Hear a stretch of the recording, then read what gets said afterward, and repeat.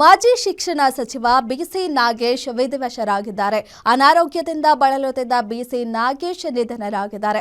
ಬೆಂಗಳೂರಿನ ಅವರ ಪುತ್ರಿಯ ನಿವಾಸದಲ್ಲಿ ಕೊನೆ ಉಸಿರು ಎಳೆದಿದ್ದಾರೆ. ತುಮಕೂರು ಜಿಲ್ಲೆ ತಿಪಟೂರು ತಾಲೂಕಿನ ಮಾಜಿ ಶಾಸಕರಾಗಿದ್ದರು. ನಾಳೆ ತಿಪಟೂರಿನಲ್ಲಿ ಮಾಜಿ ಸಚಿವ ಬಿಸಿ ನಾಗೇಶ್ ಅವರ ಅಂತ್ಯಕ್ರಿಯೆ ನಡೆಯಲಿದೆ.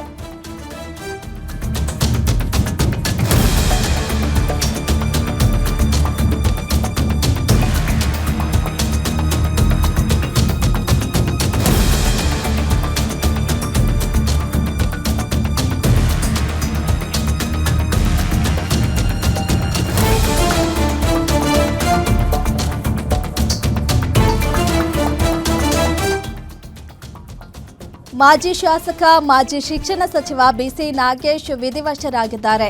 ಅನಾರೋಗ್ಯದಿಂದ ಬಳಲುತ್ತಿದ್ದ ಬಿಸಿ ನಾಗೇಶ್ ಅವರು ನಿಧನರಾಗಿದ್ದಾರೆ. ಇವತ್ತು ಬೆಂಗಳೂರಿನ ಅವರ ಪುತ್ರಿಯ ನಿವಾಸದಲ್ಲಿ ಕೊನೆ ಉಸಿರು ಎಳೆದಿದ್ದಾರೆ. ತುಮಕೂರು ಜಿಲ್ಲೆ ತಿಪಟೂರು ತಾಲೂಕಿನ ಮಾಜಿ ಶಾಸಕರಾಗಿದ್ದರು. ನಾಳೆ ತಿಪಟೂರಿನಲ್ಲಿ ಮಾಜಿ ಸಚಿವ ಬಿಸಿ ನಾಗೇಶ್ ಅವರ ಅಂತ್ಯಕ್ರಿಯೆ ನಡೆಯಲಿದೆ. ಬೊಮ್ಮಾಯಿ ಸಂಪುಟದಲ್ಲಿ ಶಿಕ್ಷಣ ಸಚಿವರಾಗಿದ್ದರು ನಾಗೇಶ್ ಅವರು. ತಿಪಟೂರು ಕ್ಷೇತ್ರದಿಂದ 2008 ಹಾಗೆ 2018 2 ಬಾರಿ ಶಾಸಕರಾಗಿ ಆಯ್ಕೆಯಾಗಿದ್ರು. ಆರ್ಎಸ್ಎಸ್ನಿಂದ ರಾಜಕೀಯ ಜೀವನವನ್ನ ಆರಂಭಿಸಿದ್ರು ಬಿಸಿ ನಾಗೇಶ್ ಅವರು. ಇನ್ನು ಶೈಕ್ಷಣಿಕ ಕ್ಷೇತ್ರದಲ್ಲಿ ಕ್ರಾಂತಿಕಾರಿ ನಿರ್ಧಾರಗಳನ್ನು ತೆಗೆದುಕೊಂಡಿದ್ರು.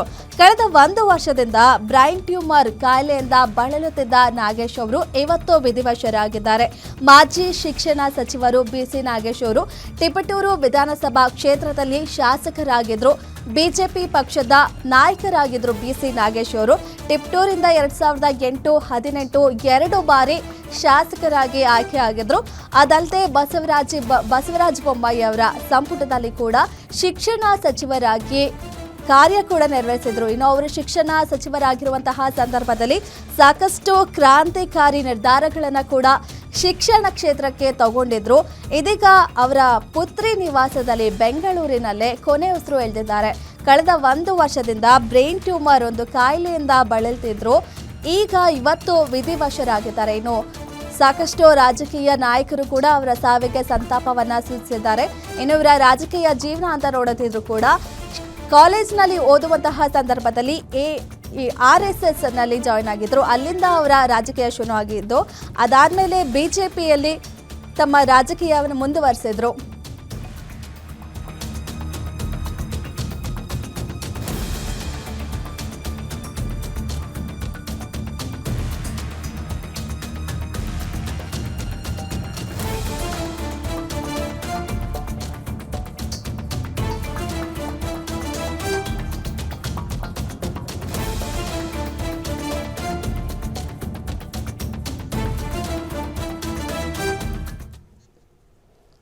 ಈ ಬಗ್ಗೆ ಮತ್ತಷ್ಟು ಮಾಹಿತಿ ನೀಡ್ತಾರೆ political bureau head Maruti Pavagada. Maruti, ಇವರನ್ನ ಜನಸಾಮಾನ್ಯರ ಸಚಿವ ಅಂತಾನೆ ಹೇಳ್ತಾ ಇದ್ರು. ಅಷ್ಟು ಜನಕ್ಕೆ ಅವೈಲೇಬಲ್ ಇರ್ತಾ ಇದ್ರು, ಅಷ್ಟು ಶಿಸ್ತು, ಅಷ್ಟು ಸಿಂಪಲ್ ಆಗಿರ್ತಾ ಇದ್ರು. ಇವತ್ತು ವಿಧಿವಶರಾಗಿದ್ದಾರೆ. ಏನಿದೆ ಇದ್ರ ಬಗ್ಗೆ ಮಾಹಿತಿ? ಧನಶ್ರೀ, ಬಹಳಷ್ಟು ಸಂಭಾವಿತವಾದಂತಹ ರಾಜಕಾರಣಿ ನಾಗೇಶ್ ಅವರು ಅಂತ ಹೇಳಿದ್ರೆ ಯಾವ್ದು ತಪ್ಪು ಆಗುದಿಲ್ಲ. ತುಮಕೂರು ಜಿಲ್ಲೆಯ ತಿಪಟೂರು ವಿಧಾನಸಭಾ ಕ್ಷೇತ್ರದಿಂದ 3 ಬಾರಿ ವಿಧಾನಸಭೆಗೆ ಆಯ್ಕೆಯಾಗಿ ಬಂದಿದ್ದಂತಹ ನಾಗೇಶ್ ಅವರು ಶಾಸಕರಾಗಿ ಶಿಕ್ಷಣ ಸಚಿವರಾಗಿ ಬಹಳಷ್ಟು ಕೆಲಸವನ್ನ ಮಾಡಿದ್ರು. ಅದರಲ್ಲೂ ಒಂದು ರೀತಿ ಶಿಸ್ತುಬದ್ಧವಾದಂತ ಒಂದು ಜೀವನ ಅವರದ್ದು ಅಂತ ಹೇಳಿದ್ರೆ ಶಿಸ್ತುಬದ್ಧವಾದಂತ ಒಂದು ಜೀವನವನ್ನ ರೂಢಿಸ್ಕೊಂಡು ಬಂದಿದ್ರು. ABVP ನಾಯಕರಾಗಿ RSS ಕೆಲಸ ಮಾಡಿ ಅದಾದ ಬಳಿಕ ಸಕ್ರಿಯ RSS ಅಲ್ಲಿ ಕೆಲಸ ಮಾಡಿ ತದ ಬಳಿಕ ನೇರವಾಗಿ ತಿಪಟೂರು ವಿಧಾನಸಭಾ ಕ್ಷೇತ್ರದಿಂದ ಚುನಾವಣೆಗೆ ಸ್ಪರ್ಧೆ ಮಾಡಿದ್ರು.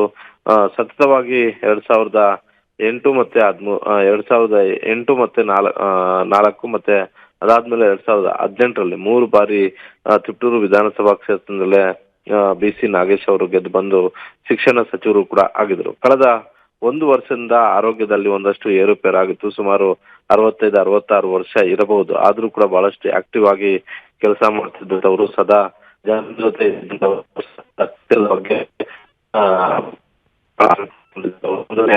ಯಾವ್ದು ಪಕ್ಷ ಪಂಗಡ ಅಂತ ನೋಡಿದೆ ಚುನಾವಣೆ